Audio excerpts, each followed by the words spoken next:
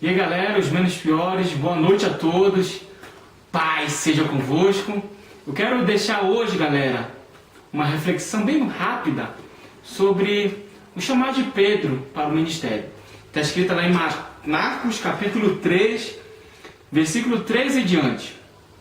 E subiu ao monte e chamou para si os que ele quis e vieram a ele. E nomeou 12 para que estivesse com ele e os mandasse a pregar, para que estivesse com poder de curar as enfermidades, expulsar os demônios.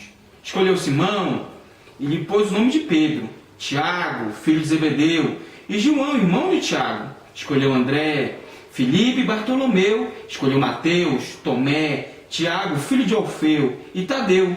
Escolheu também Simão, o Zelote. E escolheu também Judas Iscariote, o que traiu. Interessante. João Marcos, quando ele faz essa passagem, escreve essa passagem, ele enfatiza já Judas Iscariote, o que traiu. Por quê? Porque Judas foi alguém chamado por Jesus para fazer a obra de Deus. Judas foi alguém que foi chamado para Deus, por Jesus, para fazer a diferença. Judas foi chamado para ser um homem de confiança de Jesus. Ele era um homem tão confiável de Jesus que ele cuidava da parte administrativa do ministério do Senhor, da parte financeira. Ele cuidava das ofertas, do dinheiro. E João fala que ele também roubava dessa oferta. Misericórdia. Mas Deus não chamou isso para Judas. Deus não chamou Judas para ser um ladrão, um traidor. Foi por causa das suas escolhas, por causa de motivações erradas, ele fez isso. Judas, ele era muito inteligente, galera. Judas tinha noção de contabilidade. Judas tinha noção de administração. Judas tinha dentro de si a unção e o poder da liderança. Mas quem foi o líder da igreja? Quem deu continuidade ao ministério? Foi Pedro. Jesus falou para Pedro: tu és Pedro, e sobre esta pedra, sobre você, cara, as portas do inferno não vão prevalecer. Sobre você eu edificarei a minha igreja. Por que Pedro? Pedro era o menos pior, como nós somos. Pedro não era o mais capacitado como Judas, ou como Mateus, ou como os outros. Pedro não era o mais que se expressava bem, mais erudito. Não, Pedro era um pescador, cara. Pedro não sabia nem ler nem escrever. Pedro era um homem muito humilde, mas Pedro era um homem dependente do Senhor. E a Bíblia fala em Atos que só a sombra dele, quando ele passava, curava as pessoas doidas. Era muita onda que Pedro fazia. Sabe por quê?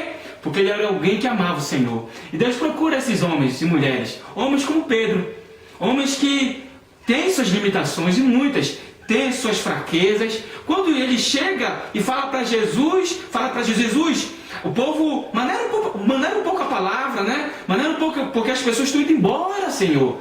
Jesus fala: vai também, Pedro. Pedro esperava isso. Ele fala: para onde eu irei, Senhor? E só tu tens a palavra da vida eterna. Ao mesmo tempo ele era afoito, ao mesmo tempo ele dava a cara para bater, mas ao mesmo tempo ele reconhecia que só Jesus tinha a palavra que podia preencher sua vida e como preencheu. Então que Deus venha te abençoar.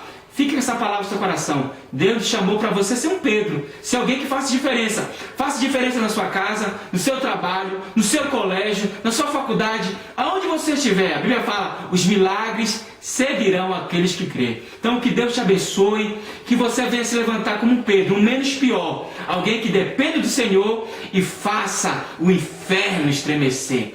Que Deus te abençoe, um forte abraço e paz.